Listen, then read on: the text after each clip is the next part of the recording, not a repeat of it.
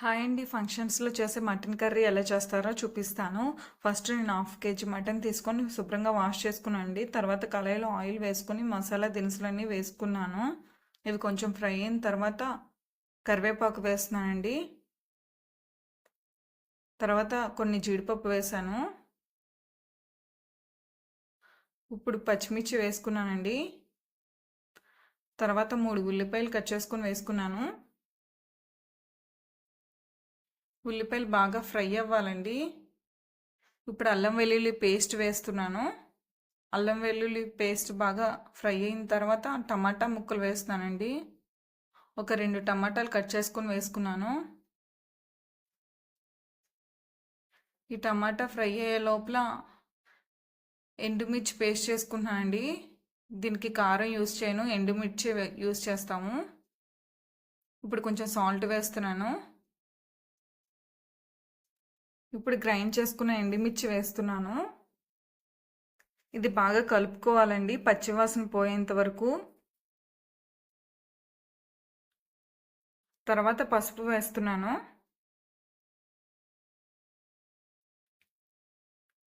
ఇప్పుడు కొంచెం వేగిన తర్వాత వాష్ చేసుకున్న మటన్ ముక్కలు వేస్తున్నానండి.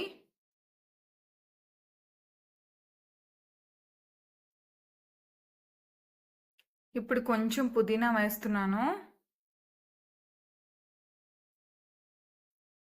పుదీనా ఫ్లేవర్ చాలా బాగుంటుందండి మటన్ కర్రీలోకి, అందుకే వేస్తున్నాను.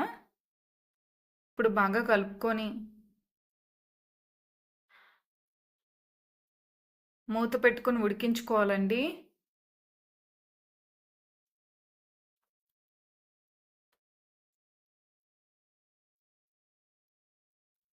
ఇప్పుడు గసగసాలు, కొబ్బరి, మిరియాలు మిక్సీ చేసుకోవాలండి.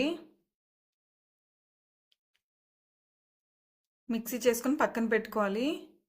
ఇప్పుడు మటన్ ఒకసారి కలుపుకోవాలండి. ఇప్పుడు మటన్ కర్రీలోకి కొంచెం వాటర్ వేసుకొని ఉడికించుకోవాలి.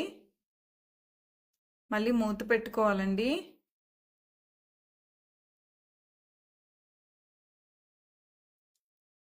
ఇప్పుడు కొంచెం సేపటి తర్వాత మళ్ళీ కలుపుకొని కొబ్బరి, గసగసాలు పేస్ట్ వేసుకోవాలి. ఇది బాగా కలిసేటట్టు కలుపుకొని కొంచెం గరం మసాలా, ధనియాల పొడి వేసుకున్నాను ఒక్కొక్క స్పూను.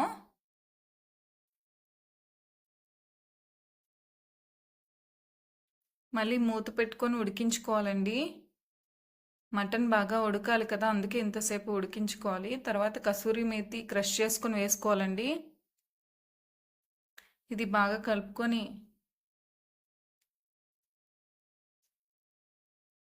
ఇంకా కర్రీ దగ్గర పడిందండి.